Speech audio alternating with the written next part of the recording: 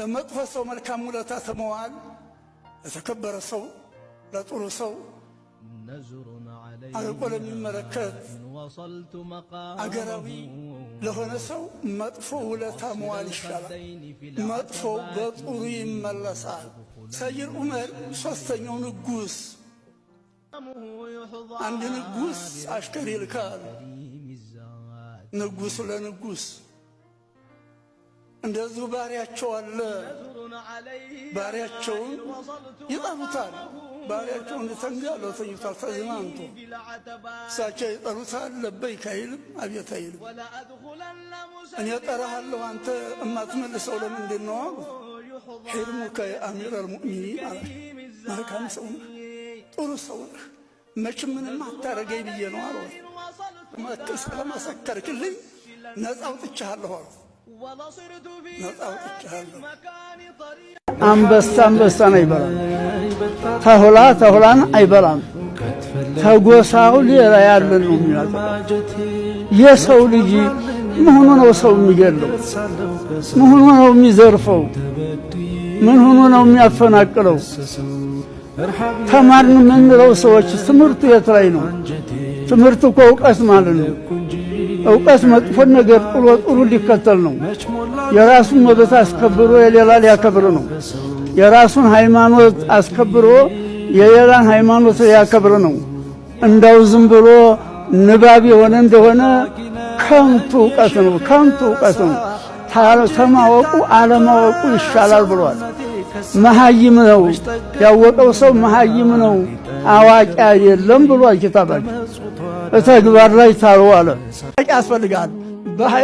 በገንዘብ መሞኘት አኺራ ማበላሸት አያስፈልግም። በስልጣን መታለል አያስፈልግም። በብሔር መታለል አያስፈልግም።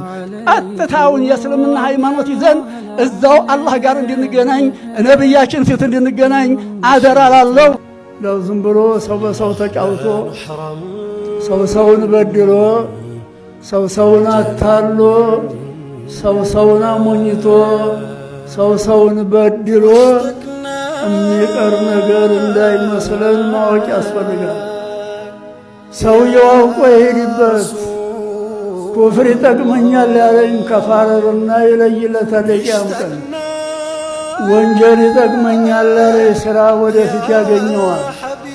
ዙልም ይጠቅመኛል ያለ ሰው ሥራ ወደፊት ያገኘዋል። ኩሉ አቲን ቀሪብ ወደፊት ያለ ሁላ ቅርብ ነው፣ ሩቅ አይደለም።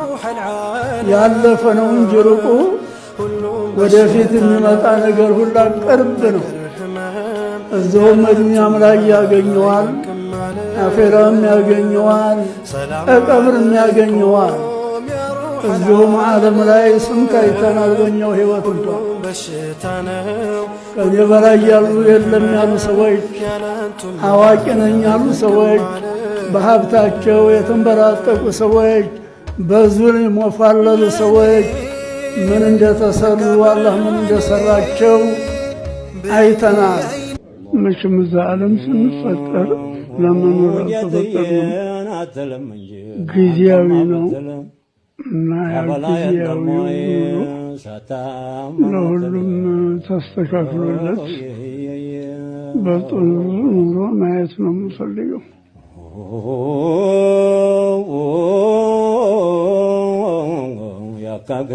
ያካገዳል ሁሉን ያስገዳል።